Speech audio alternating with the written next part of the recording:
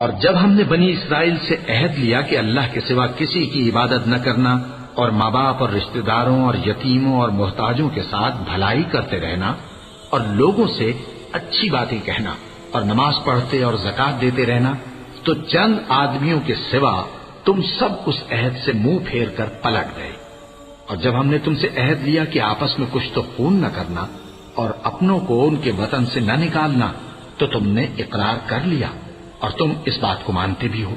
پھر تم وہی ہو کہ اپنوں کو قتل بھی کر دیتے ہو اور اپنے میں سے بعض لوگوں پر گناہ اور ظلم سے چڑھائی کر کے انہیں وطن سے نکال بھی دیتے ہو،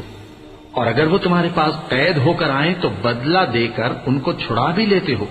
حالانکہ ان کا نکال دینا ہی تم پر حرام تھا۔ یہ کیا بات ہے کہ تم کتاب اللہ کے بعض احکام کو تو مانتے ہو اور بعض سے انکار کیے دیتے ہو؟ تو جو تم میں سے ایسی حرکت کریں ان کی سزا اس کے سوا اور کیا ہو سکتی ہے کہ دنیا کی زندگی میں تو رسوائی ہو اور قیامت کے دن سخت سے سخت عذاب میں ڈال دیے جائیں۔ اور جو کام تم کرتے ہو اللہ ان سے غافل نہیں۔ یہ وہ لوگ ہیں جنہوں نے آخرت کے بدلے دنیا کی زندگی خریدی، سو نہ تو ان سے عذاب ہی ہلکا کیا جائے گا اور نہ ان کو اور طرح کی مدد ملے گی۔